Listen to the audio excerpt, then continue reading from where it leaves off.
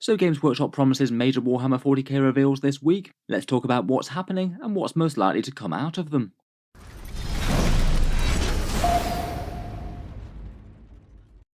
Hello and welcome back to Warspets Tactics, and today we're talking about Games Workshop's upcoming model reveal that's going to be coming on the Thursday/Friday this week. This is one of their online preview shows that's going to be coming out of the Las Vegas Open. They've shown us off a rather nice new Cyber Mastiff that confirms that the Adeptus Arbites are getting their reveal here, but there's also going to be apparently major stuff coming for Warhammer 40k, so let's talk about what that's going to be. So Games Workshop does like their online previews. They typically tend to tie them in with big events like the Las Vegas Open. It tends to be one of the biggest, if not the biggest, tournament event in the entire world. An enormous amount of 40k and Age of Sigmar players competing for the top spots. I must admit Games Workshop haven't really made things too easy for them. They unleashed an absolutely crazily big update in the Arcs of Omen things, dropping around about the same time as they cut off for the rules, so the event organisers decided to go with the previous Nephilim pack rather than update to Arcs of Omen and have a whole load of people not able to get an army together for the new rules in time. Unfortunately, I feel like it's going to mean that there's a bit less interest in the event, to be honest. A whole load of the top army builds and things that are going to be on there are kind of defunct now, and I feel like that's probably why Games Workshop are streaming from the Age of Sigmar tournament rather than covering the 40k event.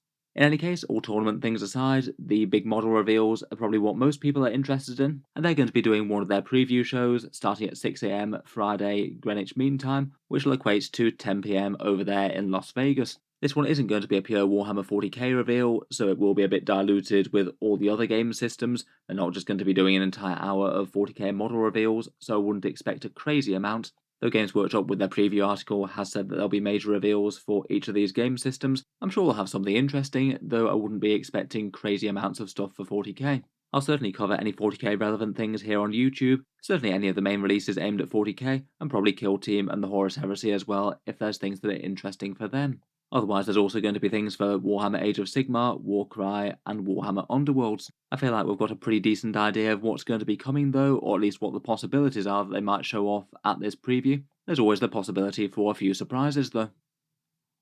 First up, and basically confirmed by Games Workshop in the preview article today, is that they are going to be showing off that new Adeptus Arbites Kill Team kit, who, as I would have predicted, are indeed coming with their Cyber Mastiff, a disturbingly technological Imperial police dog, and the reimagination of this old metal miniature that you can see here on the left. We already knew that the Adeptus Arbites were pretty much confirmed at this point. Games Workshop showed off a model on the bottom right that would struggle to be anything else besides Arbites.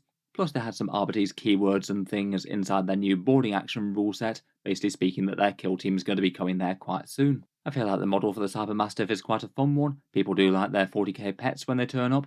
This guy certainly seems to be towing the line between cute and creepy. Sure, on one hand he's a nice dog who accompanies your squad, but he also seems to be a dog who seems to be encased in armour. He has a robotic spine and eyes, and also all of his legs have been sawn off and replaced by various bits of machinery. It looks like his base fits in well with the current series of kill teams they've been coming out with, the one set on the Space Hulk, and I think there's at least a reasonable chance that they're going to be squaring off against some sort of Drukhari pirate kill team. In those New Year teasers, we saw a Drukhari with a feathered bird friend. It looks like it's going to be an upgrade sprue for the Cabalite Warrior kits to basically allow them a kill team with some specialists. That's a mean for the Space Hulk series of kill team things. There's just the one left after this, though I'm not sure whether they'll show off both kill teams at this preview. They've often just shown off one side of them but not the other, or maybe just a few select models out of one side of them and save the rest for a future preview.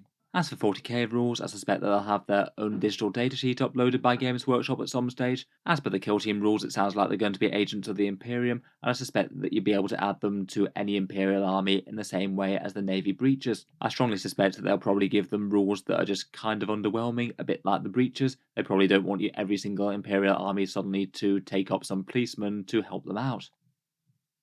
Otherwise, beyond Arbites for Kill Team though, we've got the actual main 40k reveals, and given the models that Games Workshop showed off in the January preview, I think we've got a fairly good idea as to what we might see. I'd say by far the most likely thing are these rumoured Space Marine releases that have been talked about for really quite a long time now.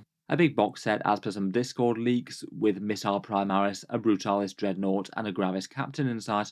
Games Workshop showed off the Missile Primaris, supposedly Primaris Desolators perhaps. They've got this silhouette with what looks like a missile launcher with a whole bunch of multiple shots, plus potentially a missile pod over on their left hand shoulder. Looks like they'll be one of the more standard versions of Primaris, similar to Intercessors, and according to the leak's rules, they'll have an ignores line of sight attack plus a direct fire mode, and will be available in squads of 5 base but max of 10. The other big model reveal that we haven't seen anything of yet, at least to my knowledge, is the Brutalis Dreadnought. This one's reportedly somewhere between an Ironclad or Furioso type Dreadnought, a slightly faster moving Redemptor variant that wants to be in close combat. You get the option of fists or talons, plus some heavy bolters or multi-melters on the torso. Overall sounds like a Redemptor, but it mainly wants to be in combat, and the shooting is a bit of a sideshow, where I'd say the current Redemptor actually is maybe more of a shooting beast than a combat one. My guess would be that they'll probably just show off this entire box, and when the models do come out, they'll likely just have individual datasheets for a while, no update to a Space Marine Codex or anything. I can't see that happening too close before 10th.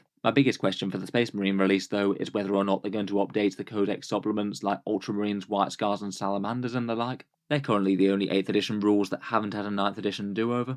Or we've even seen a few leaked rules for them, such as an updated profile for Rabute Gilliman, and I have heard from other sources that the others have at least been in the works. I'm genuinely a little bit uncertain though if Games Workshop had been planning to release them and then might be backpedaling, potentially wanting to avoid a bit of backlash on books that are coming out shortly before 10th, before they might be made redundant perhaps. I feel like if they are going to be announced, then this is probably one of their last chances, as if the rumours are to be believed, we don't have too many months to go before 10th.